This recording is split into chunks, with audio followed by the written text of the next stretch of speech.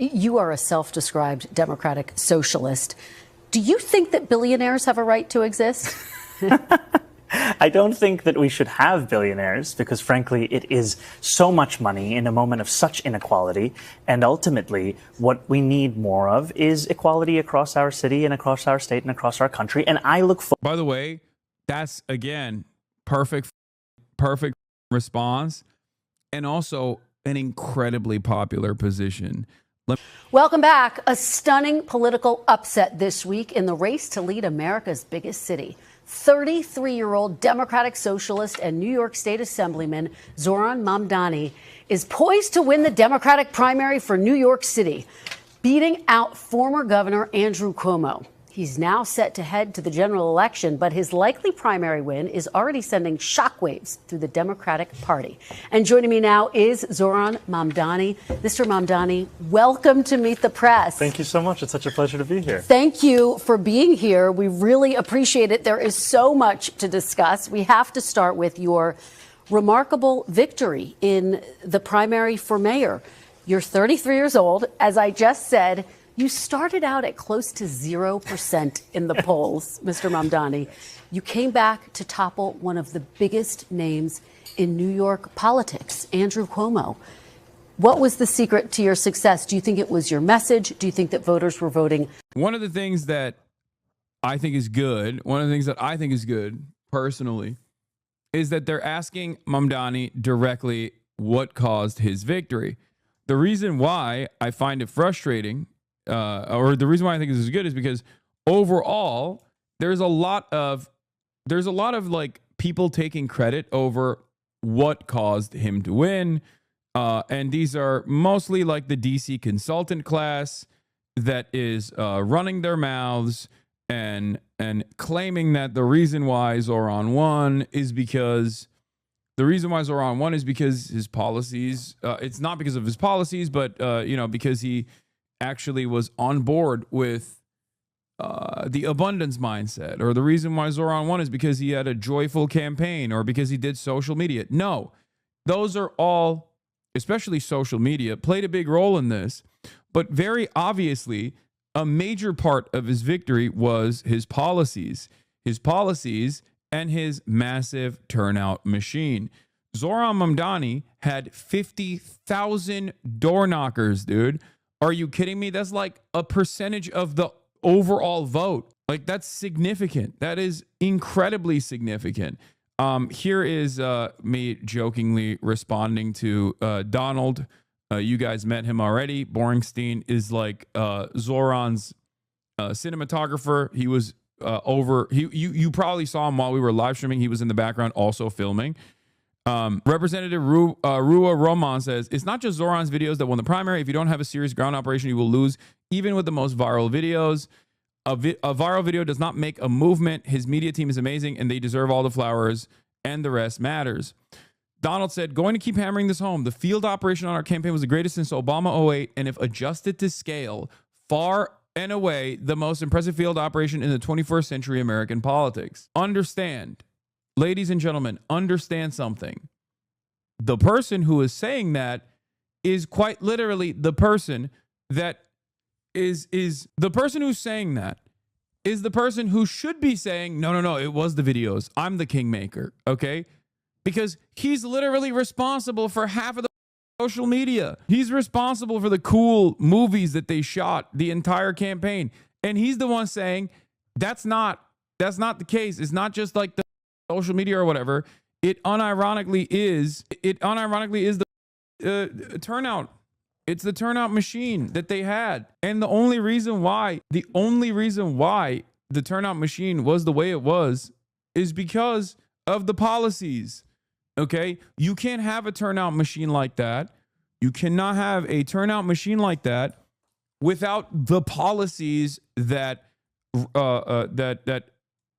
ton of people care about. To which I responded with, nah, it's because Zohran did joy and abundance, and also abundance. I think I'll let the big boys in mainstream media and DC consultant class handle the analysis on this one. There's no way door knocking did more for the campaign than social media. Dude, the social media guy is telling you it's the door knocking. What are you talking about? Like, this is the guy, okay? Do you understand? This is literally the guy. I'm showing you the guy who did the social media, and the guy who did the social media is saying it's not the social media, it is the incredibly impressive turnout machine. What are you talking about? Kamala Harris had a incredible social media machine. Why didn't it work? Why? Why did it not work? Do you think Kamala Harris didn't do enough social media? She did. It's because Kamala Harris did not have Kamala Harris did not have good enough policies that would push a lot of the quote unquote left, the door knockers, communities such as ours, into mobilizing for her. Okay? That's it. Bit of both. How do you see it? I think ultimately it was the focus on the fact that we live in the most expensive city in the United States of America. It's also the wealthiest city and the wealthiest country in the history of the world, and yet 1 in 4 New Yorkers are living in poverty. And bro does not stop. Yeah, 18 to 44 was almost 50% of the electorate, by the way. The big question heading in the New York City race was what percentage of the electorate would be 18 to 44? Manhattan Institute had it at 24%. Marist had it at 30%. Emerson had it at 35%. The actual result was 18 to 44-year-olds were 48 to 49% of the electorate. That is the reason why all the polls were wrong, because they didn't weigh the 18 to 44 vote accordingly. 50%. How did that happen? Well, that happens when you got 50,000 door knockers.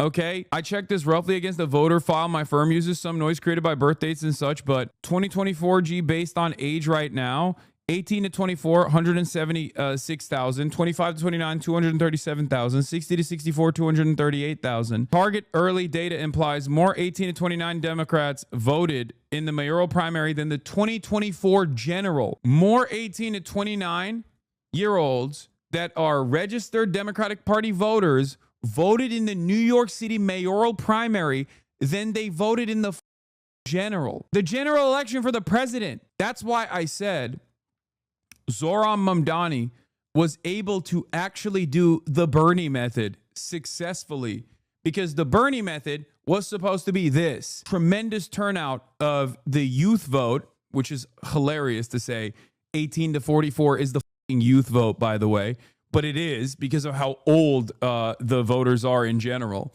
But up until like 18 to 44 as a demographic, there's a ton of numbers there. There are a ton of people there. They just don't vote. They don't vote because they have nothing to vote for. When you got a candidate that actually resembles the electorate, you have a candidate that actually has policies that the electorate wants, and he is an earnest communicator, this is what happens. Okay? Biden Defense Squad says, a big part of why I'll support Zohran going forward is because for years I've been like, well, if you guys want to win, why don't you actually go out and vote instead of just tweeting? And now that they've done that, I can't really be like, no, I didn't mean like that. I'm glad that these guys are actually realizing that this is the method. Having said that, a lot of the establishment Democrats will not do this, okay? Understand that they are spending most of their time and most of their effort currently attacking Zohran Mamdani. It is crazy. You have an incredibly unpopular tax bill that is so unpopular that it's unpopular with Republicans being pushed for by a Republican president that is also unpopular. You have mass instability, war all around the globe. None of the things that Trump ran on that he said he was going to fix, he is actually fixed. And instead of the Democrats using that as an opportunity to talk about how austerity sucks and how, these guys are basically stealing your lunch money so that the wealthy can get a tax cut, right? Instead of the Democrats using this unprecedented opportunity to really drive a wedge between the base of Republican Party's base of support and the Republican Party politicians, they're spending a decent amount of time talking about the one guy that actually went out and did the damn thing with popular economic policies and won a goddamn race in a closed Democratic Party primary against a dynastic name like Cuomo. I saw this graphic in an article earlier and thought the same. He got them damn kids to show up. This is what they voted for. Now he has to expand his coalition. I'm not arguing and fighting over the will of the people in a fair election. I also tell them, well, if you want to win, stop choosing terrible candidates. So I can't be like, how come Andrew Cuomo didn't win? I don't understand. So you're happy to throw Jewish New Yorkers under the bus? Win at the cost of vulnerable members of society is the Republican way? Yes, New York, Jewish New Yorkers, the vulnerable members of society that are under attack constantly. I'm a Jew who I guarantee you has taken 100 times more anti-Semitism than you have on this app. So shut your mouth and know your place. Dark woke, baby. Dark woke. Wait, what? Caroline Leavitt, White House press secretary, was asked if President Trump supports Representative Andy Ogle's call for denaturalization proceedings for Zohran Mamdani. She said, surely, if the claims are true, it's something that should be investigated. Oh, my God. Thank you, Caroline. Does President Trump want Zohran Mamdani deported? I haven't heard. Haha, so funny. Haha. Haha. Haha. So funny. Let's just literally deport a dude who won a Democratic primary. Like, what are we doing? What is happening right now? What the fuck is going on? Real funny, haha. Just a little Hitlerian policy making, you know. This is why Democrats need to do everything in their power right now to basically back the boy, okay? To basically back him down to the wire. This is a major contest that is an existential threat, not only to the Democratic Party as well, but also just to America in general. I don't think they understand, or perhaps they do understand that this is an existential threat to the United States of America, and they simply don't care. Him say that. I haven't heard him call for that. But certainly he does not want this individual to be elected. I was just speaking to him about it and his radical policies that will completely crush New York City, which is obviously a city that the president holds near and dear to his heart. There's this Congressman, Andy Ogles, he wants the Attorney General Bondi to explore denaturalization proceedings because he thinks Mamdani could have misrepresented or concealed material support for terrorism based on rap lyrics he wrote in 2017. Does President Trump think this is a worthwhile? This is the most psychotic angle of attack, dude. This is insanity, okay? Oh my God. They are using denaturalization for everything, okay? They are going to use immigration for everything. You make a fuss, denaturalize, okay? And now that there is no process of injunction, now that there's no power in the courts to actually put a stop to this kind of madness, they can just kind of get away with it until the Supreme Court takes it up. And what if it doesn't go all the way to the Supreme Court at all? This is literally what the Nazis did, okay? Every single thing that they're entertaining here is a test. You need to stay aware. I am telling you right now, every single person should be losing their minds over this. Guy comes in, wants free buses, okay? Wants a rent freeze, happened before many times over in New York, okay? And all of a sudden wants to tax the wealthy a little bit, okay? And all of a sudden they're like, well, we got to deport him. He's a Muslim terrorist that needs to be deported. That's where we're at right now. Understand how insane this is. All right, but let's get back to this. The rest are seemingly trapped in a state of anxiety. And what we've seen is that this is a city that needs to be affordable for the people who build it every day. Our focus was on exactly that. And by keeping that focus on an economic agenda, we showed New Yorkers that this could be more than just a museum of what once was. It could be a living, breathing testament to possibility. Well, let me ask you about what I was just discussing with Senator Chris Murphy. The fact that you have leader Schumer, leaders Hakeem Jeffrey, who wrote very nice things about your victory, said you'd won a very strong campaign, have not endorsed you. Congresswoman Alexandria Ocasio-Cortez has endorsed you. Do you think the Democratic establishment is afraid of you? I think that people are catching up to this election. This is an election that went against so much of the analysis that had been told about our party and where we needed to head to. And ultimately, what we're showing is that by putting working people first, by returning to the roots of the Democratic Party, we actually have a path out of this moment where we're facing authoritarianism in Washington, D.C. Well, let's talk about your policies, your vision for this city. Here are some of the things you've proposed: free buses, rent-stabilized housing, a $30 minimum wage. The creation of city-owned grocery stores. It's a very long list of proposals. So let me ask you, if you were to be elected the next mayor of New York, what would your day one priority be? The first thing is living up to these promises that I have made, because I've made them because I intend to keep them. And in a city of about 8.5 million people, close to 2.5 million New Yorkers live in rent-stabilized housing. The mayor, through a board called the Rent Guidelines Board, sets whether or not those rents increase or stay the same. The previous mayoral administration froze the rent 3 times. This one, led by Mayor Adams, increased it by 9%. Yeah. Eric Adams increased the rent when he had every opportunity to freeze it. Okay. Now, what's really interesting about this is that now that rent freeze is a point of contention, Eric Adams, who is the most cynical charlatan of all time, has turned around and talked about potentially potentially no longer increasing rent as well.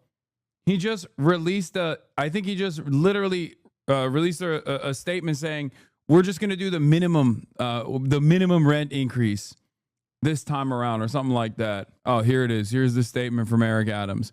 Why I'm urging the Rent Guidelines Board to adopt the lowest increase possible while protecting the quality of housing for millions of New Yorkers who live in a rent-stabilized home. So he saw the rent freeze conversation take place and decided, you know what? We're just going to do the minimum amount. We're going to still increase it, but just by a minimum amount. One of the largest cost of kitchen table issues kitchen tables each month is rent. Dude, what is going on, dude? Why can't I delete the deleted messages? I'm so goddamn annoyed. How do I? Okay. All right, let's get to it. Let's get back to it. Okay. So the first thing that I would do is start to constitute a board that votes in reflection of reality. And the reality I'm speaking of is that the median household income of those tenants is $60,000 a year. The landlords of those units have seen their profits increase by 12%. It's time for relief for working class New Yorkers. Okay, well, of course, the big question is, how are you going to pay for it? You've proposed increasing taxes on wealthier New Yorkers. The Democratic governor, though, of your state, Kathy Hochul, says she's not going to support increasing taxes in order to get it across the finish line. I want to let you take a listen to a little bit of what she had to say recently and respond on the other side. Here she is. I'm not raising taxes on people at a time when affordability is the big issue. I'm actually cutting middle class taxes. Even on the wealthy. I don't want to lose any more people to go to Palm Beach. We've lost. Oh my God, dude. Come on. Have some backbone. Have some goddamn backbone, dude. Of course, she doesn't. Enough. How are you going to raise taxes if you can't get Democrats to support it? So I think what we've shown over the last 8 months is our ability to take that which is considered a non-starter and make it seem inevitable. We've shown that with this campaign, and ultimately we're... Once again, here are the takes that you can immediately deploy here. Are you ready for this? This is the only aspect of his policies on his campaign that requires Albany to play ball. Okay? Having said that, however, this has been a tremendously successful ballot measure in a state like Massachusetts, in Boston. Okay? It's been spearheaded by Michelle Wu, the mayor of Boston, and this was a ballot measure that passed, a millionaire's tax directly. It was a ballot measure that passed in the state of Massachusetts. So this is a profoundly popular provision in blue states that will yield billions of dollars into the state coffers so that we can fund some of these initiatives that are helpful, that will clean up the streets of New York, that will make New York a more livable place. Okay? Yeah, in Massachusetts, the tax increase for the millionaire's tax was 4%. Zohran wants half of that, 2%. And this was a profoundly popular policy in Massachusetts. Do you understand? So he can literally point to another comparable state and another comparable city as far as the mobilization behind this policy. We're seeing that our vision to tax the top 1% of New Yorkers, these are New Yorkers who make $1 million a year or more. Yeah, you can also point to the fact that there's only like 34,000 of them in New York. We're not talking about, there's like what? 14 million people. What's the population in New York? Let's see. 8.25 million in New York. New York population, greater metro area. The population of New York, 23 million. Okay, 23 million in the New York metropolitan area. New York City in particular, 8 million. The number of millionaires that he is talking about is like the number of people that would be affected by this tax rate. Okay, the number of people that would be affected by this tax rate is literally 34,000. 34,000. And our proposal is to just tax them by 2% additional, is something that has broad support and will continue to increase that support over the next few months and years. So you think you're going to be able to twist Governor Hochul's arm and get... No, the New York metropolitan area is obviously 31 counties, which is New York, New Jersey, and Connecticut, so it doesn't count.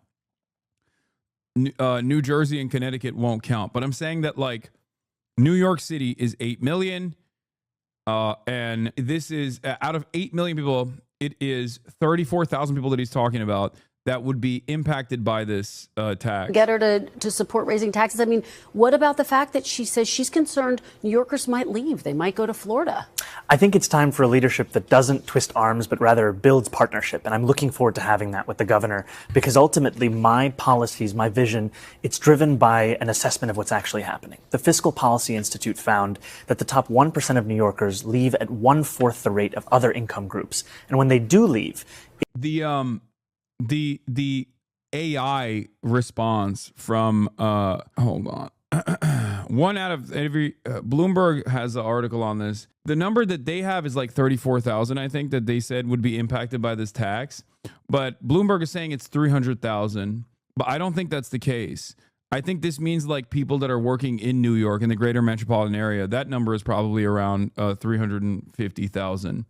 But I trust Zohran's numbers more than I do this, because there's a little bit of a confusion here. Oh, $1 million in income. Yes. Thank you. Yeah, because he's talking about $1 million in income. Yeah, people with net worths over $1 million is entirely different than someone who makes $1 million in income a year. Yes. Okay, that makes sense. That's where the confusion is coming from. I don't understand it. Florida is a red state. If rich people left to Florida, wouldn't rich people make Florida great? Great question. The answer is no. 1 million isn't much in New York City, but regardless, it's a lot compared to other. 1 million is a lot, though, to be honest, in Manhattan. $1 million a year? $1 million in income a year is a lot everywhere on the planet. There is not a single place on this entire earth that $1 million a year in income is not a lot. Anyway, let's continue. It's actually to other states considered high tax, New Jersey, California. So it's not fiscal policy, it's quality of life. And ultimately, the reason I want to increase these taxes on the top 1%, the most profitable corporations, is to increase quality of life for everyone, including those who are going to be taxed. Here's how the Washington Post editorial board wrote about your proposals. They say oh my God, this is so cooked. Massive minimum wage would depress low-skilled employment. His rent freeze would reduce the housing supply and decrease its quality.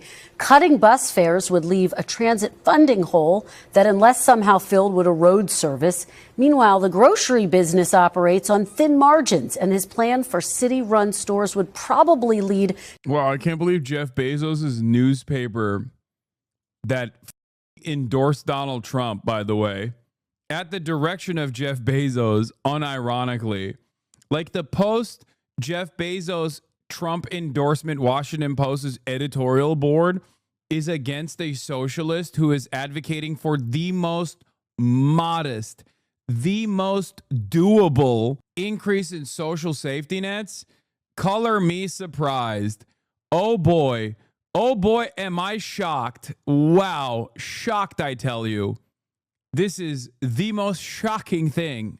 I can't believe the e-commerce grocery store magnate wrote in his newspaper that a government competitor to his major profit-seeking sector would be bad. The margins are so thin. Yeah, they endorsed no one. Remember, the board was going to endorse Kamala, but Bezos stopped it. Yeah, that's why I'm saying it's a de facto endorsement of Donald Trump. Jeff Bezos personally stopped the Washington Post editorial board from endorsing Kamala Harris and said, oh, we don't do that. We're not in that business anymore, which is an endorsement of Donald Trump. And he obviously has a personal investment in seeing any kind of initiative of government-owned grocery stores failing, because obviously that would be a tremendous market competitor if implemented successfully all around the country. Jeff Bezos does not want that. Poor service and shortages. Mr. Mamdani, are your proposals going to hurt the very people you're trying to help? Not at all. There have been many in editorial board who have had concerns, and what we've shown is that more than 400,000 New Yorkers are excited about this vision. And the reason they're excited about it is one that is in line with the scale of the crisis in this city. I mean, we are talking about our tax base. Thin margins, bro. Shut the up. Yeah, man. Then I guess the government should own all the grocery stores then. Like, what is the argument here? Oh, dude, our margins are so thin. Yeah, you know who else has really thin margins, dude? Insurance, okay? First of all, thin margins is made up, okay? It's made up. It's made up. The idea that like, oh, our margins are so thin. Okay, then don't use so much of the revenue coming in on a whole deal of ridiculous, whether it be executive pay, like executive payout packages, stock buybacks, things of that nature.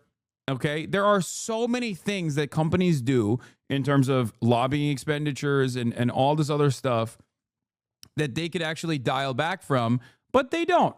Right? Bro, I'm being sarcastic. Okay. They don't do that. They want it. You are a cancer to the Democratic Party. I like that we're watching the most currently one of the most dynamic candidates. A candidate that I endorsed and backed that is making national news because of his, again, modest social democratic provisions. And this guy's like, nah, you're a cancer to the Democratic Party. Brother, the Democratic Party itself has maximum cancer right now, okay? This is the chemotherapy to the Democratic Party. And there's a bunch of dumb liberals in here who still try to like hold on to the idea that like, no, we have to do third way neoliberalism. Brother, you are not a Democratic Party consultant. You're not getting paid by them. So why are you running defense for them? I don't understand. You're a voter. You are a citizen. You are not seeing any of the benefits. So why the are you advocating for it? It doesn't make any sense. You're advocating for it like you're Kristen Gillibrand. You're not Kristen Gillibrand. It doesn't make sense. There's never been, like, I understand why you would rise super hard for your local team, right? Maybe you grew up watching the games with your dad. Maybe you own the merch. You think you have like a stake in your team winning, okay? But I don't understand how people apply this to the Democratic Party when you are so clearly not a part of the team, brother. You are not. Now you got some restructuring going on in the Democratic Party, finally, okay? Because a person has been successful. A person with populist messaging has become successful. And there are still naysayers out here in my chat being like, nah, dude, you're a cancer. It's because the other choice is the Republican Party. What do you mean? Okay, this is how you win this is how you defeat the Republican Party. You understand? So anyone that looks at this and goes, nah, the guy who mobilized the youth after Democrats cried and complained about how we've lost touch with the youth, how we've lost touch with all these different demographics, he's actually bad. He's actually what's wrong with the Dems. We can't have this. We can't allow this to happen. It's so crazy to me. I get why DNC consultants would say that, because their job security relies on actively undermining this kind of populist momentum. Yeah, if your football team has been getting its ass kicked for the past 2 decades, you don't get upset when they draft a star quarterback that's going to shake up the team. Them should at least be a proper team fan. Exactly. No, I'm on board with electing progressives. You know that. I'm just saying people have no choice in the stupid system. We need more people like them. Exactly. See, Lib Drive is correct. That is the real liberal mindset here. The real liberal mindset here, is to look at this mass mobilization and mass momentum happening with a progressive candidate, with a socialist candidate, and goes, no, we need more of this, actually. I'm seeing it. I'm seeing it happen in front of my eyes. We were wrong to have this like weird, restrained attitude and consistent advocacy against these kinds of candidates. Growing smaller and smaller each day, with New Yorkers leaving to New Jersey, to Pennsylvania, to Connecticut. If we do not meet this moment, we will lose this city. And our proposals are ones that are thought out. They are ones that are also clearly going to be funded by these revenue streams. I'll give you an example. When we talk about grocery stores, I've put forward a proposal for a pilot of one grocery store in each borough. These are 5 grocery stores that would cost $60 million in a city budget of more than $113 billion.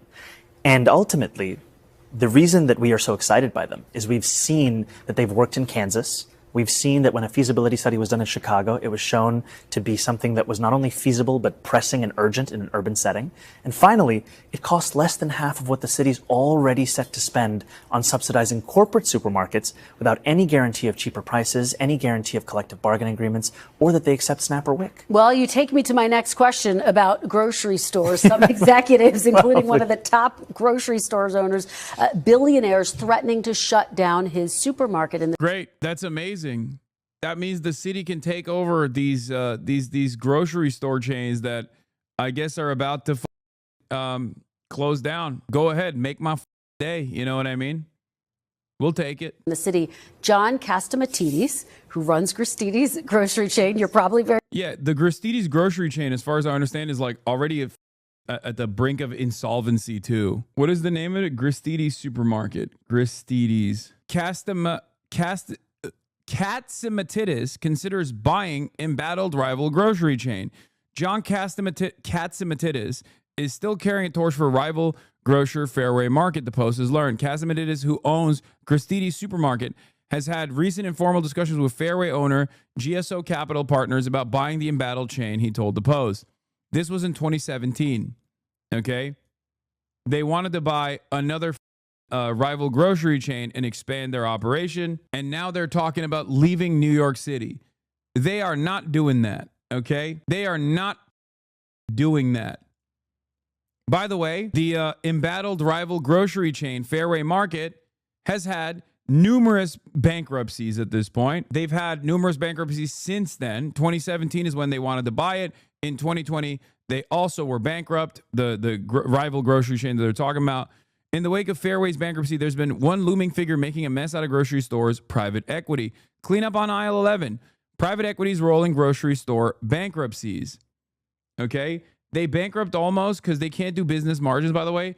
No, the reason why they get almost bankrupt or on the verge of insolvency is because they are operating with business mindset. They want to make money. There's also tremendous competition from the likes of Amazon. State-run grocery stores would not have the same exact issues because they're not supposed to be run with the profit incentive in mind. We put out feelers that we had interest before they went bankrupt and after, Catsimatidis told the Post. I've been in the food business for 50 years. Yeah, this is him. John Catsimatidis. Like, the reason why Zohran wants to have potentially grocery state-run grocery stores is quite literally because he's making the argument that we shouldn't be at the mercy of profit seekers, man. Very familiar with him. He said this on Election Day, quote, "If the city of New York is going socialist, I will definitely close or sell or move or franchise the Gristedes locations." In order to run New York City successfully as mayor, do you not need the support of a billionaire businessman like John Catsimatidis? I don't know if I need his support specifically. I actually haven't figured out why they, not to give him more talking points, but the real talking point that they should be slamming is that market competition will eviscerate. State-run grocery stores would create market competition that is impossible to contend with and eviscerate mom and pop shops. That's the real meta. That's what they should be saying, okay? Not to give the billionaire psychopaths more talking points, but that is unironically what they should be saying at a time when there's unprecedented competition coming from monopolists like Amazon, okay? we're already having a hard time dealing with we're already having a hard time keeping these grocery stores open. And then this guy wants to create additional pressure to lower wages and lower prices. But even if we were to be able to carry on with our business, the mom and pop shops will definitely close down, something like that. But I want to make clear that my vision for this city is a vision for every single New Yorker, including business leaders across the city. And the reason I say that is that my proposals, even the ones to increase the top corporate tax rate of New York to match that of New Jersey, are ones that would also benefit those business leaders. Because when I have always given free game, you would be a profitable and effective grifter. I know. Sometimes I like to give game out for free just so people know that I got that dog in me, okay? I could so easily be a right-wing grifter. I could be the best right-wing grifter, okay? Now do the counterpoint to that. The counterpoint to that is that mom and pop shops have already been eviscerated by the monopolists, and this actually drives down prices for the monopolists, and that's precisely why they're using the supposed mom and pop shop that doesn't exist anymore in the state of New York by holding the carcass of mom and pop shops in New York to make a counterpoint when it doesn't even exist due to the monopolist franchises that have overtaken the entire city and create food deserts. And it's at the mercy of venture capital and people's profit incentives. People's access to food should not be dictated by some faceless, lifeless corporate entity that is simply just trying to make additional money off of purchasing a bunch of these stores and then immediately bankrupting them so that some hedge fund manager can turn profit year over year. The response is this: it's 5 grocery stores in this. Some of the things I've heard that are part of your platform: a rent freeze. Yep. 200,000 new affordable homes to build. There we go. $30 minimum wage by 2030. Free buses. And then city-owned grocery stores. I'm just wondering, because obviously, like, politicians are liars. So True. How can we trust that these things are achievable? So these are all things that are a question of political will. Because most politicians will try and tell us that anytime you want to stand up for working class people, it's unrealistic. And when we're talking about a rent freeze, Bill de Blasio did that 3 times. There's precedence for that. When we're talking about city-run grocery stores, that pilot program, which would guarantee lower prices for milk, for eggs, for bread, for the staples of day-to-day life, would cost $60 million. The city is currently set to spend more than $140 million to give it to corporate supermarkets. So this would be a fraction of what we're already set to spend. When we're talking about free buses and universal childcare, that is something that we could pay for entirely by raising New York State's corporate tax rate to match the socialist utopia of New Jersey. So that's 7.25% here to 11.5% there. 200,000 affordable homes. We can pay for this by municipal bonding. We can pay for this by using vouchers that landlords are rejecting for New Yorkers that have already been approved. We can pay for this by using vacant city lots that we have. And we're already paying for this in some way because our refusal to build actually affordable housing, like for a family of 4 making $72K a year, for a low-income senior, for one of the 100,000 New Yorkers living in shelters, it is pushing working class people outside of the city. It is pushing them into tax bases of New Jersey and Pennsylvania. We need to stop doing that and actually keep people in the city they Yeah. And if it fails, then it's $60 million, which is a blip. $60 million gets lost to the nephew of some prominent politician that has a private contract that they got through corruption in the state of New York and in the city of New York with regular frequency. There's already a living, breathing example of this happening in other states anyway. And this is so funny. What will happen is empty shelves due to a rise in demand on Zohran's popularity. In normal market conditions, this will lead to a raise the price according to demand. However, because a government store doesn't operate in a market environment and puts prices below market value, the stores will quickly run out of stock, and empty shelves and long lines will ensue. This happens in command economies all the time. I study economics in uni, by the way. Okay, so it'll be successful, is what you're saying. It'll be incredibly successful and people will purchase it. It's not like it's going to literally eviscerate the existing grocery store chains. It's simply going to work as intended. You didn't even describe why this would be bad. You did not even describe why this would collapse anything. What you described is poor people will have easier access to food. That's what you described as a bad thing, because that is the outcome of what you're talking about. The outcome of what you're talking about is people in these neighborhoods will be able to get cheaper groceries. Okay? Then the people with money will go elsewhere, will be fed up and stop going and clogging it up for the people who need it. There are major advantages to an enterprise that is not run. There are major advantages to an enterprise that's not run at the behest of the profit motive. Those who are quick enough will get the food. Others, the majority, will not. Dude, first of all, the argument that you're making, unironically, is an argument to make all grocery stores state-run, for the record. You understand that, right? So that this issue does not exist. Because there are a shit ton of other grocery stores that people will go and get their goods from. It's just the prices will be higher. Okay? So unless you're unless you're advocating for a command economy where all of the grocery stores are run by the state, I don't know why you're even bringing this up, because this doesn't actually destroy the rest of the grocery stores in the region. Others will start getting even more priced out. How? You're not making an argument. Even using like Econ 101 terms, you're not making an argument as to how the others will start getting more priced out. Here, I'll make the argument for you. Because these bargain bin prices that are impossible to compete against, it will actually force other grocery stores that are privately owned to lower their prices in order to be competitive. Okay? That's the argument you're supposed to make. You're not even making that argument. You're just saying, oh, the others will start getting even more priced out. And then they'll raise their prices for no reason. Like, what are you talking about? Also, you're making it seem as though the state-run grocery stores don't exist. The commissary structure in the United States military already exists. It's a thing that works, okay? Last I checked, the real thing that prices out people, or the real thing that eviscerates and guts local grocery stores, mom and pop shops, is not actually government-run grocery stores. It's actually Walmart, okay?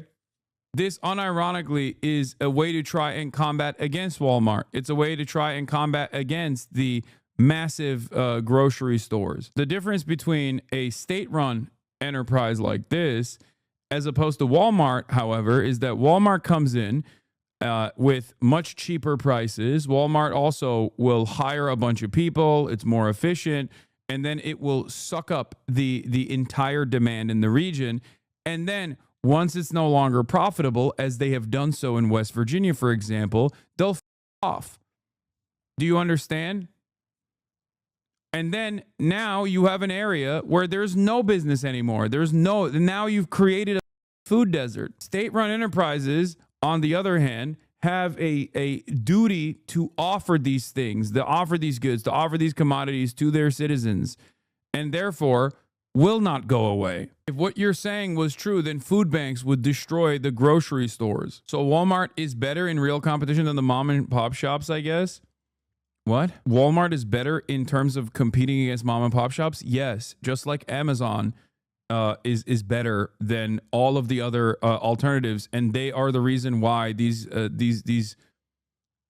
chain stores have become monopolies. Walmart is the reason why you don't have local mom and pop shops anymore. Yes. The issue, however, is that when Walmart, with its low profit margins, decides, and its heavy government subsidies, by the way, because Walmart is one of the most subsidized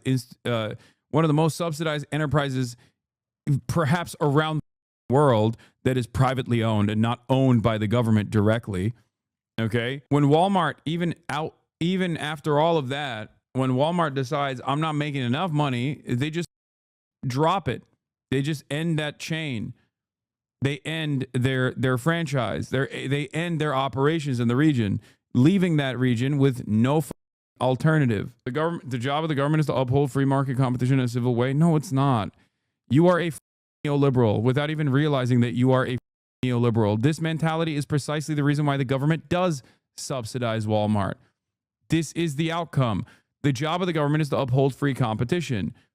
Okay? And that's precisely what's going on. The government has been upholding free competition, and this is the outcome. The outcome is Walmart. Everything inevitably turns into a monopoly, okay? Or if it's not a monopoly, it's at the very least an oligopoly, which creates an environment where price fixing is the norm through price leadership, which is the legal method of price fixing. Price fixing is illegal. Price leadership is very legal. When you have tremendous corporate consolidation, you create an environment that's ripe for price leadership. Price leadership, when you're at the point of the consumer, is the same as price fixing. It doesn't matter, okay? When you are going out and purchasing eggs and eggs and milk, you don't think, well, at least this was done through the legal route of price leadership.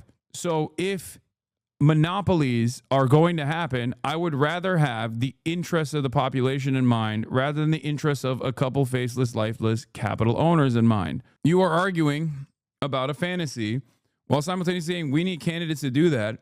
And then you're literally getting mad at the one candidate who is trying to do that and turning around and saying, no, not like this. Subsidizing one side but not the other is not fair competition. And that is what's happening right now and is not good. But socialism will lead to deficit. That's not the way out. Should be anti-monopoly. Brother, there is no planet. Your worldview is inevitably distorted, okay? Because capitalism inevitably yields monopoly. Every single company's ultimate goal is to become a market leader. There is Scandinavia. Oh my God. Oh my God. Why are Econ 101 guys so oblivious? Nordic socialism is realer than you think. When policy commentators talk about Nordic economies, they tend to focus on their comprehensive welfare states, and for good reason. Denmark, Finland, Norway, and Sweden are home to some of the most generous welfare systems in the world. Each has efficient single-payer healthcare system, free college, long parental leave, heavily subsidized childcare, and many other social benefits too numerous to list here. What is this? Public grocery stores. Oh yeah, there was one in Florida. This is also before we factor in that there is a monopoly, state-run monopoly on liquor stores, both I believe in Kansas and other states in the country, but also even in Scandinavian nations as well. Outsized attention they receive can sometimes lead to commentators in the wrong conclusions about peculiars of Pennsylvania too, and Utah. The common thread to these mistaken conclusions aside from the desired labor market, this is not true. In addition to large welfare states and high tax levels, Nordic economies are also home to large public sectors, strong job protections, and labor markets governed by centralized union contracts. Around 1 in 3 workers in Denmark and Norway are employed by the government. Protections against termination by employers are much stronger in Nordic countries. Centrally bargained union contracts establish the work rules and pay scales for the vast majority of Nordic workers. These labor market characteristics are hardly neoliberal or quasi-libertarian, at least if we stick to the typical definitions of those terms. The neoliberal tendency, as exemplified by most recently by France's Emmanuel Macron, is to cut public sector jobs, reduce job protections, and push for local rather than centralized labor agreements. For the U.S. labor market to become more like the Nordics, it would have to move in the opposite direction on all those fronts. State ownership, even more interesting than Nordic labor market, is institutions is Nordic state ownership. Collective ownership over capital is the hallmark of that old school socialism that is supposed to have been entirely discredited. And yet, such public ownership figures prominently in the present day in Norway and Finland, and has had a role in the other 2 Nordic countries as well, especially in Sweden, where the government embarked upon a now defunct plan to socialize the whole of the Swedish industry into wage earner funds just a few decades ago. The governments in Norway and Finland own financial assets equal to 330% and 130% of each country's respective GDP. In the U.S., the same figure is just 26%. Much of this money is tied up in diversified wealth funds, which some would object to as not counting as real state ownership. I disagree with that claim, as that wealth funds are not really state ownership, but the observation that Nordic countries feature high levels of state ownership does not turn upon this quibble. State-owned enterprises, defined as commercial enterprises in which the state has a controlling stake or a large minority stake, are also far more prevalent in Nordic countries. There are, all of these things, this is from 2017, and one of the biggest problems in Scandinavian countries is that this is also going away. This is the problem with social democracies in general. Capital interests inevitably overtake all of these state-owned enterprises and turn them into for-profit privatized entities. All of these countries are privatizing at an alarming rate. And because they're privatizing at an alarming rate, a lot of the previously well-run public institutions, state-owned enterprises, are no longer offering the same quality of service. This is the problem with social democracies, that a Thatcherite move could inevitably move in the direction of gutting these social safety nets that many people took for granted. This obviously leads to people feeling animosity, anxiety, anger, resentment over their material conditions worsening. And when that happens, you have volatility. And that volatility is redirected back to vulnerable populations such as migrants or refugees in these countries. The notion that, well, more brown people started arriving, and that's the reason why my state-funded healthcare doesn't work as well as it used to. Buses are fast and free. Minimum wage is literally $30 an hour, and all of their public schools are powered by renewable energy. They have these vibrant green spaces and these resilience hubs that provide all of these resources and safe spaces during emergencies. Oh, and every kid under 5 has access to free universal childcare. You can shop at these city-funded grocery stores that focus on keeping prices low instead of making a profit. So you buy groceries at wholesale prices. Eggs aren't $13 anymore. Okay, last thing. There's a rent freeze across the entire city. Sounds like a fantasy, right? But New York, I'm talking about us. We have the opportunity to turn that fantasy into a reality for all. I have a hardcore Cowboys cousin in California just nutso about Mamdani over in New York. How do I shut him the fuck? As an assemblyman, I think he tried to introduce new free bus routes in New York City and now had a very mixed reception and was discontinued. That's literally not true. He did a free bus pilot program that was so popular in its implement. That is the exact opposite. Why are you making shit up? You are just saying the opposite of the truth now. It literally not only worked, but it was also incredibly successful. Anyway, back to Zohran. How do you think empty shelves and overcrowded buses will benefit the popularity of his candidacy? Overcrowded buses and empty shelves. Okay, man, don't worry about it. Okay? Then don't worry about it. Overcrowded buses, he said. Dude, the average econ 101 understander turns into this like rabid sociopath the moment that there is like modest social democratic reforms that might be imminent. And it's ironic because then they will, as a defensive mechanism, turn around and point to the modest social democratic reforms that exist in other countries while simultaneously stopping us from getting it. Yeah, what if the people are too well fed? What if the buses are working? That would be terrible. You know that dumbass would have been against the interstate highway system under Eisenhower, improving infrastructure and food access. Like, yeah, those farmers and all those businesses who can now work or show up on time will certainly complain. Yeah, they don't understand that there are always spoilers every step of the way. There's never been a moment in American history where someone just came out and was like, I'm going to do this thing. And then everyone was like, we love it. FDR almost got assassinated, dog. We're still eating off of the New Deal to this day. The fact that we even have an infrastructure is thankfully because of his initiatives, and our infrastructure is crippling, but luckily the skeletons of it still remain because they did that shit. And at the time, business owners wanted to kill him for wanting to do that shit. Okay? Conversations with them, what I also hear is the just how expensive this city is preventing them from attracting and retaining the talent they need to grow their business. And ultimately, I'm looking forward to having those meetings, having those sit downs to make clear why this vision would benefit all. We went on your website and realized there's a policy proposal that says your plan, and I'm going to quote it for folks, is to shift the tax burden from overtaxed homeowners in the outer boroughs to more expensive homes in richer and whiter neighborhoods. Explain why you are bringing race into your tax proposal. Oh my God. That is just a description of what we see right now. It's not driven by race. It's more of an assessment of what neighborhoods are being undertaxed versus overtaxed. We've seen time and again that this is a property tax system that is inequitable. It's one that actually Eric Adams ran on saying that he would change in the first 100 days. He's since sought to defend it and lost at every juncture in court. And I understand you're saying we're simply describing the types of neighborhoods that would see these increase in taxes, and yet by invoking race, do you run the risk of potential? Oh God, I hate this. Just be like, listen, this has nothing to do with race, okay? It has nothing to do with race. No part of his campaign is actually advocated for like racial division or racial tension. It is just the demographic makeup of the areas that are wealthier. That's it.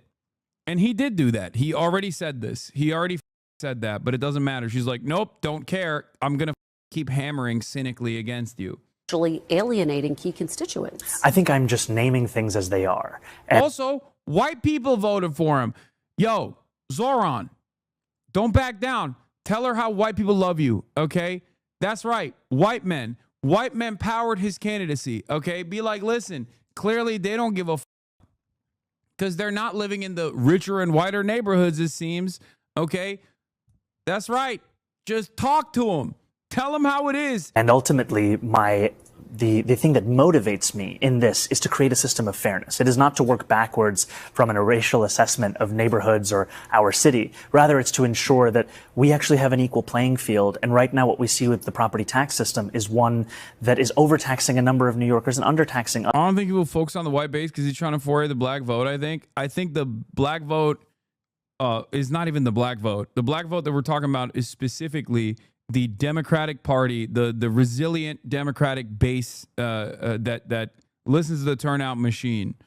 Okay, it's not even the black vote necessarily; it's the boomer vote. Okay, it's the older Democrats, it's older black folk in general, and they won't. I don't think they'll vote for anyone but the Democratic ticket. The unks and the aunties will be straight ticket Democrats. They straight ticket Democrat vote, okay? I would be shocked if they would go for Eric Adams or even Andrew Cuomo because neither is on the Dem line. Others and an inability of political will to resolve that. So no plans to change that language on your website? The focus here is to actually ensure a fair property tax system, and that the use of that language is just an assessment of the neighborhood. All right. You are a self-described democratic socialist.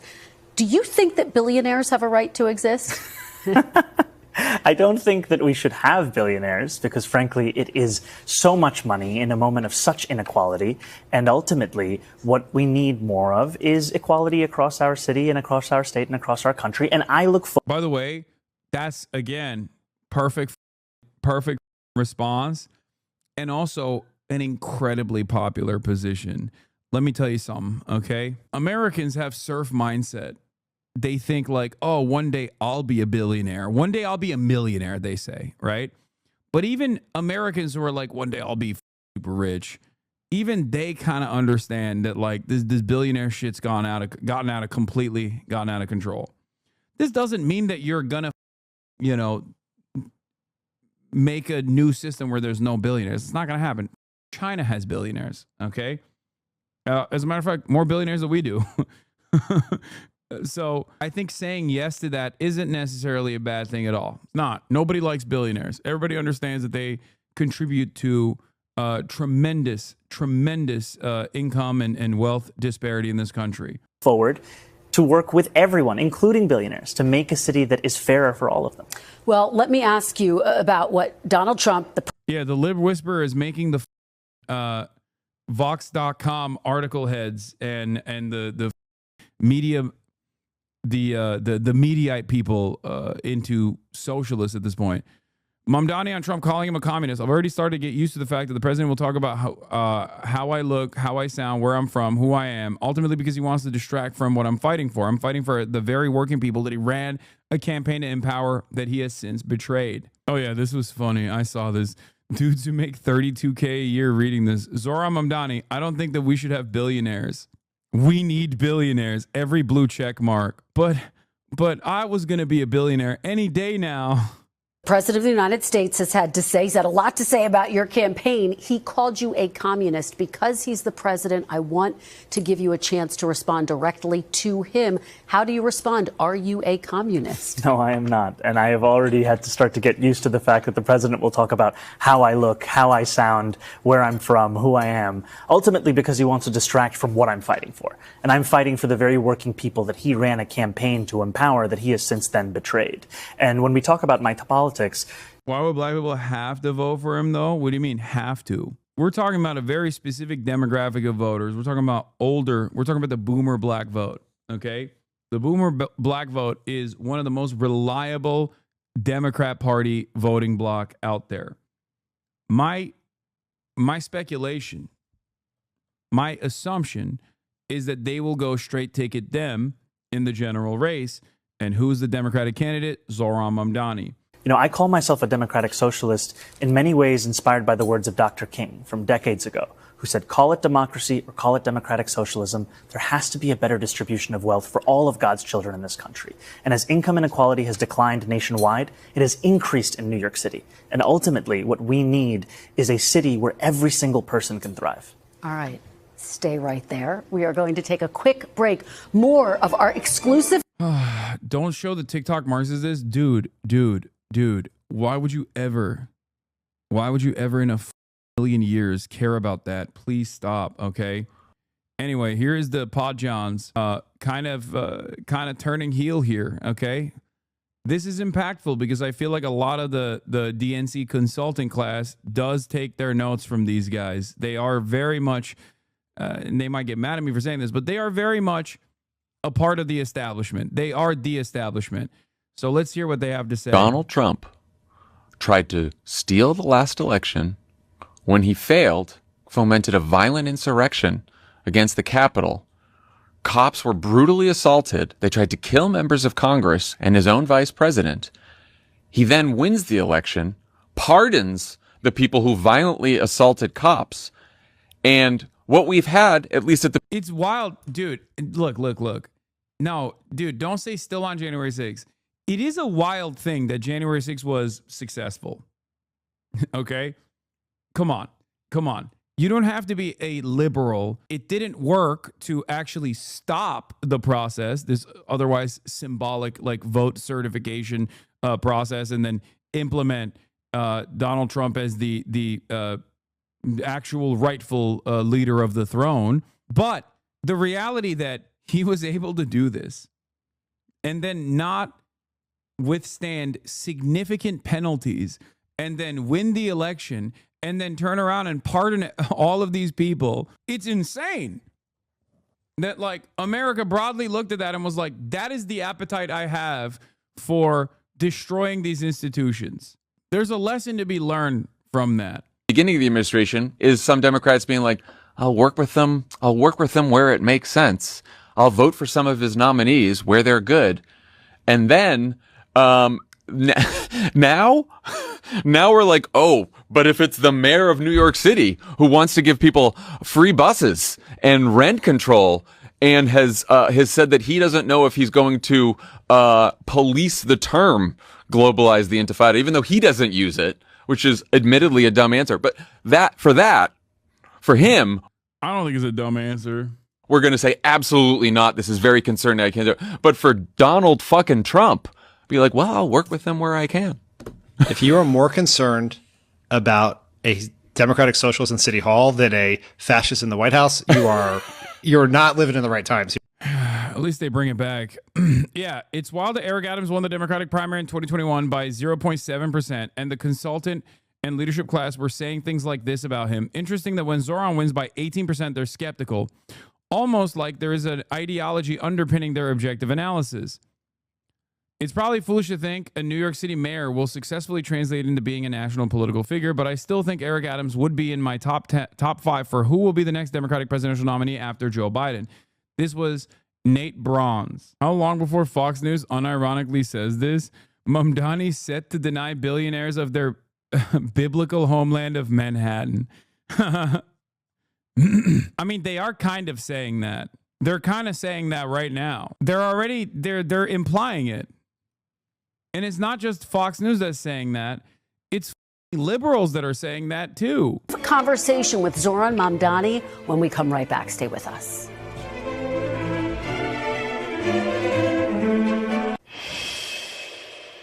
We are back here live in New York with State Assemblyman and the presumptive Democratic nominee for mayor of New York, Zohran Mamdani.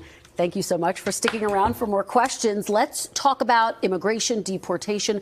Are you committed to keeping New York as a sanctuary city? Absolutely, because ultimately we've seen that this is a policy that has kept New Yorkers safe for decades. It's a policy that had previously been defended by Democrats and Republicans alike until the fear-mongering of this current mayor. And it's a policy that we've seen ensures that New Yorkers can get out of the shadows and into the full life of the city that they belong to. And it's one that I will be proud to stand up for. Well, you know, the border czar, Tom Homan, has said that he is planning to deploy ICE agents to New York, worksite enforcement to essentially increase and enhance the number of ICE agents here. If that happens on your watch, how do you plan to handle it? We have to stand up and fight back, and we haven't seen that from our current mayor, who has instead been working with the Trump administration to assist in their goal of building the single largest deportation force in American history. I mean, we saw ICE agents arrest a migrant at Federal Plaza, and then we saw NYPD officers arresting a pastor who was peacefully observing that arrest. Those days are going to come to an end when I'm the mayor. The NYPD's job is to create public safety in the city, not to assist ICE agents in their mission to attack the very fabric of this city. I want to talk about the historic nature of your candidacy. If you were to win, you would become the first Muslim mayor of New York City. Along the way, throughout the course of this primary campaign, you have received death threats. You've received all sorts of attacks online. Congressman Andy Ogles called for you to be deported, for example, because you were born in Uganda. He also issued an Islamophobic epithet, which I am not going to repeat here. But what type of toll has this taken on you personally and on your family? It's been difficult. It's been difficult to have to deal with the regular and repeated smears and slander upon. By the way, we're going to step away from the Zohran Mamdani analysis in a little bit. Well, I'll ask him about Zohran Mamdani as well, but I'm going to have David Dayen on to talk about the big, beautiful bill, to talk about Zohran's victory, and to talk about the SCOTUS stuff as well. And on the very basis of my faith. And I think what's so sad is that this is but a glimpse into what life is like for many Muslim New Yorkers and many New Yorkers of different faiths who are constantly being told that they don't belong in this city and in this country that they love. And ultimately, what continues to give me hope is that these moments are but small examples, something that goes against what so many New Yorkers actually feel. Because what we know is that this is a city for all of us. And what Tuesday night showed is that what New Yorkers want more than anything is a vision that binds us all together. I want to ask you about an issue that has divided some New Yorkers in recent weeks. You were recently asked about the term globalize the intifada, if it makes you uncomfortable. In that moment, you did not condemn the phrase. Now, just so folks understand, it's a phrase that many people hear as a call to violence against Jews. There's been a lot of attention on this issue. So I want to give you an opportunity to respond here and now. Do you condemn that phrase, globalize the intifada? That's not language that I use. The language that I use and the language that I will continue to use to lead this city is that which speaks clearly to my intent, which is an intent grounded in a belief in universal human rights. And ultimately, that's what is the foundation of so much of my politics, the belief that freedom and justice and safety are things that, to have meaning, have to be applied to all people. And that includes Israelis and Palestinians alike. But do you actually condemn it? I think that's the question.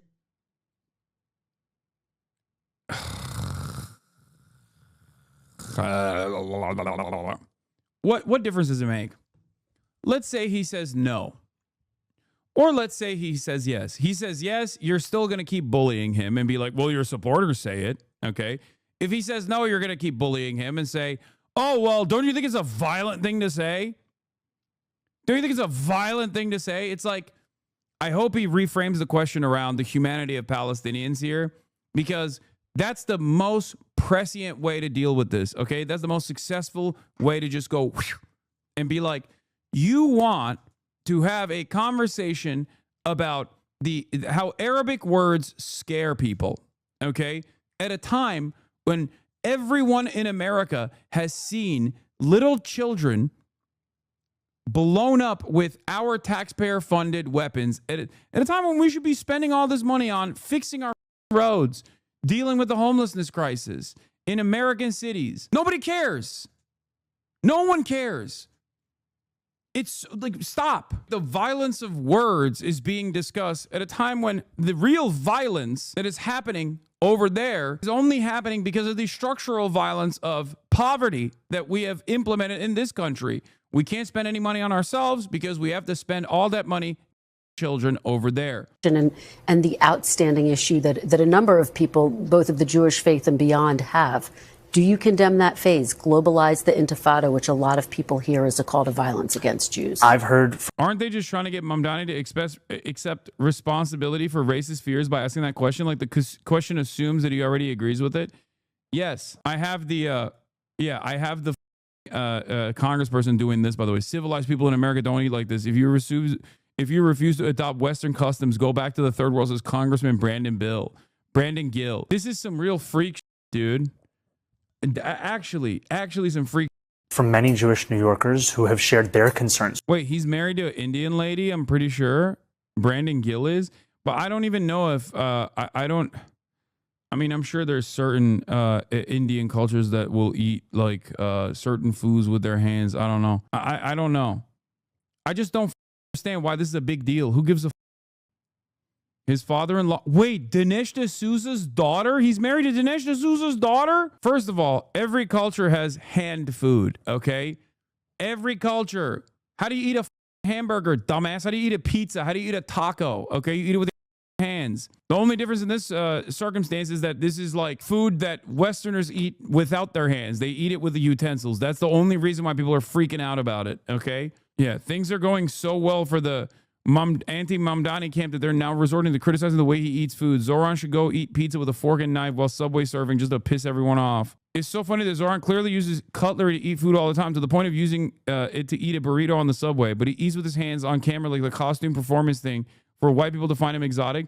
This is unironically not even for white people to find him exotic, you donkey. Oh my God. Every single president has eaten with their hands, and the average American is an overweight slob and is proud. Be quiet.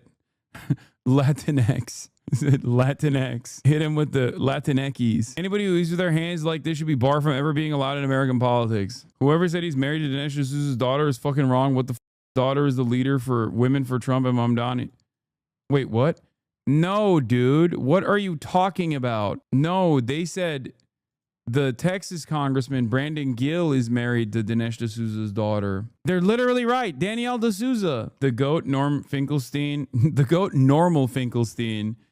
on how Zohran should handle these ghouls. Norman Finkelstein, who canvassed for Zohran Mamdani, gives advice on how to deal with Zionist smears, drawing on the experience with Corbyn, and explains how Zionists are deploying a strategy to destroy him from the outside or co-opt him from within. Don't give him an inch.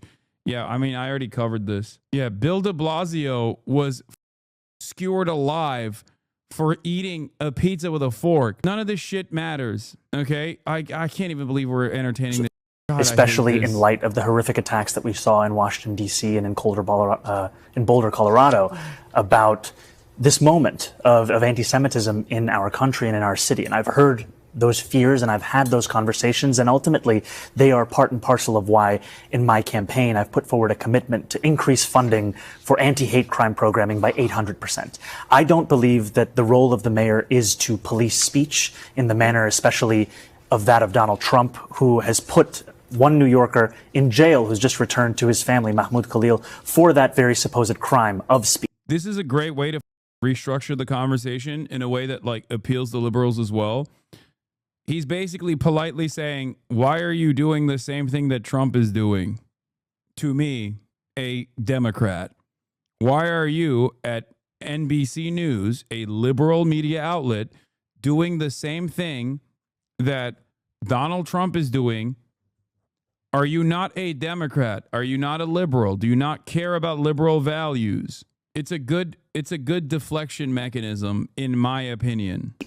Ultimately, what I think I need to show is the ability to not only talk about something, but to tackle it and to make clear that there's no room for anti-Semitism in this city. We have to root out that bigotry, and ultimately we do that through the actions, and that is the mayor I will be, one that protects Jewish New Yorkers and lives up to that commitment through the work that I do. But quickly, for the people who care about the language and who feel really concerned by that phrase, why not just condemn it? My concern is to start to walk down the line of language and making clear what language I believe is permissible or impermissible takes me into a place similar to that of the president who is looking to do those very kinds of things, putting people in jail for writing an op-ed, putting them in jail for protesting. Ultimately, it's not language that I use. It's like I said, he doesn't pivot back to the real issue, in my opinion, but I mean, it's still fine. It's a good deflection, but like, I think what would even serve him better is why this question is being directed in his this question is being directed at him. Number one, because this is like a racist fear. He has made his position known, but then again, that might come across as like too angry. But then also redirect the conversation, steer the conversation back to like what's happening in Gaza, and also how we as American citizens are actually understandably disturbed and should be even more disturbed because it's happening with our tax dollars instead of our tax dollars going to help us. Our tax dollars are going over there to Israel to people. People are very obviously aware of this. People are very obviously disturbed by this, and language policing and tone policing of this sort at a time when like 80% of the Democratic Party's base of support understands what's going on is very silly. Language I understand there are concerns about, and what I will do is showcase my vision for the city through my words and my actions. Let me ask you broadly, your surprise victory has some progressive Democrats saying, boy, you may have determined the model for the Democratic Party nationally in this moment. Do you think your campaign represents the playbook for how to win in the Trump era for Democrats? I think it showcases a new approach to politics in our city, and it's for others to decide across our country. Ultimately, what we wanted to do from the very beginning of this race was change our political instinct from lecturing to listening. And after the presidential election, where we saw New York be the state in the nation with the largest swing towards Donald Trump, 11.5 points, and we saw that swing took place far from the caricatures of Trump voters, I went to those hearts of immigrant New York City that were the fulcrum of those swings, Hillside Avenue in Queens, Fordham Road in the Bronx, and I asked Democrats, who did you vote for and why? And I heard from them again and again, I voted for Donald Trump because I could afford things that are now out of my reach today. And ultimately, when I asked them what would it take to bring you back to the Democratic Party, they said a relentless focus on an economic agenda. And that's the campaign that we built.